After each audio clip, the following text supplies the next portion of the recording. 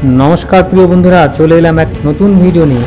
এই ভিডিওতে শেয়ার করতে চলেছি তিস্তা পাড়ের পাহাড়ি পথ ধরে গ্যাংটক থেকে শিলিগুড়িতে 4 ঘন্টার পথ 12 ঘন্টায় যাওয়ার এক যন্ত্রণাদায়ক অভিজ্ঞতা। যারা বেঙ্গল থেকে সিকিমে ট্রাভেল করতে চলেছেন তাদের এই ভিডিওটি বিশেষ কাজে লাগতে পারে। সঙ্গে থাকুন, ভিডিওটি শেষ পর্যন্ত দেখতে থাকুন। প্রিয় বন্ধুরা, এই হচ্ছে সিকিমের ক্যাপিটাল সিটি গ্যাংটক, আর এটাই হচ্ছে গ্যাংটকের দেওরালি বাস স্ট্যান্ড।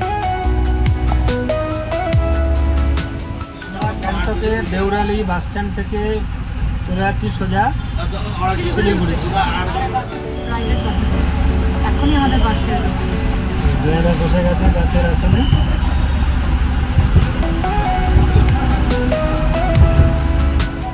আর আমরা কোথায় চলেছি এখন? এখন শিলিগুড়িতে চলেছি। বাংলায় ফিরে এসো বাবা, আমরা বাংলায় ফিরছি। Bye bye Gangtok. এই গ্যাংটক থেকে শিলিগুড়িতে বাসে সময় লাগে কম বেশি 4 ঘন্টা। পাহাড়ি পথ ধরে আমাদের বাস শিলিগুড়ির দিকে এগিয়ে চলেছে।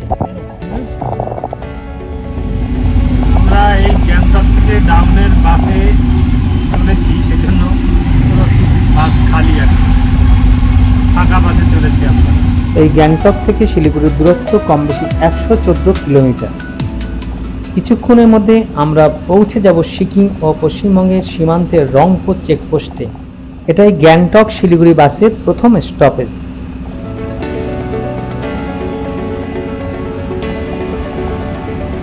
গ্যাংটক থেকে শিলিগুড়ি যেতে যেতে আমরা আটকে পড়লাম এই রংপুর চেকপোস্টে।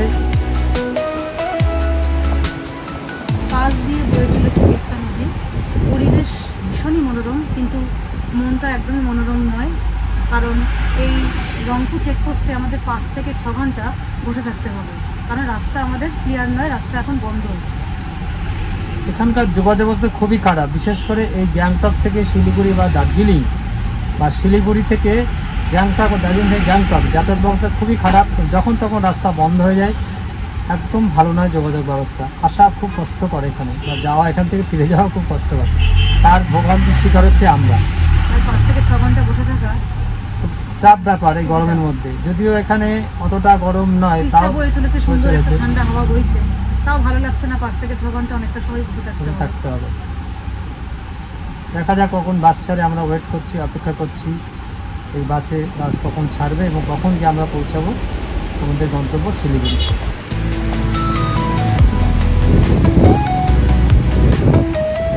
গ্যাংটক থেকে শিলিগুড়ি যাওয়ার পথে এটা হচ্ছে রংপুর চেকপোস্ট, পশ্চিমবঙ্গ এবং সিকিমের বর্ডার, আর পাশ দিয়ে বয়ে চলেছে তিস্তা।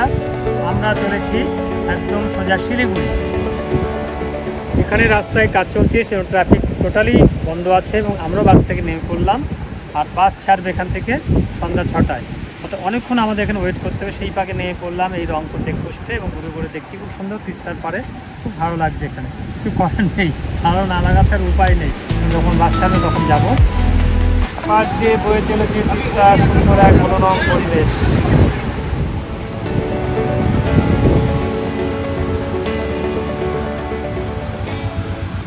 এই রংপুরেই রয়েছে ইস্ট সিকিম ট্যুরিজম সেন্টার।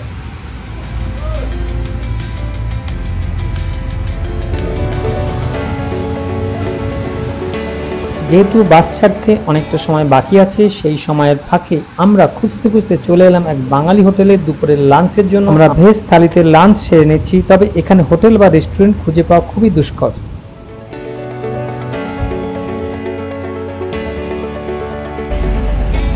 পাক্কা 6 ঘন্টা ওয়েট করার পর এই রংপুর চেকপোস্টে আমাদের গাড়ি অর্থাৎ বাস আবার রওনা দিল শিলিগুড়ির উদ্দেশ্যে। সারাটা দিন বেকার বসে থাকলাম এখানে।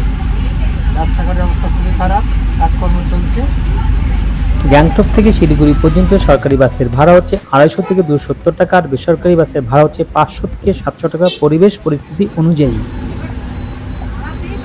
তিস্তার পার ঘেঁষেই পাহাড়ি পথের এই রাস্তা খুবই বিপজ্জনক। যে কোনো সময় ধস নেমে রাস্তা ব্লক হয়ে যায়, যোগাযোগ ব্যবস্থা বিচ্ছিন্ন হয়ে যায়। এই পরিস্থিতিতে সড়ক পরিবহনও বন্ধ হয়ে যায়।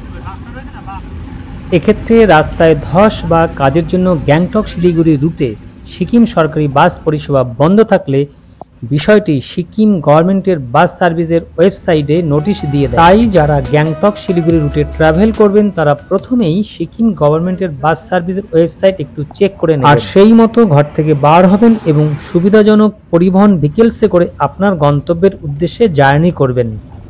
প্রিয় বন্ধুরা, আমাদের বাস এই শিলিগুড়ি শহরে এসে পৌঁছালো। আমাদের প্রায় 12 ঘন্টার বেশি সময় অতিক্রান্ত হয়ে গেল এই শিলিগুড়ি শহরে এসে পৌঁছাতে। এবার আমরা প্রাইভেট ট্যাক্সিতে করে চলেছি আমাদের ঘরের উদ্দেশ্যে।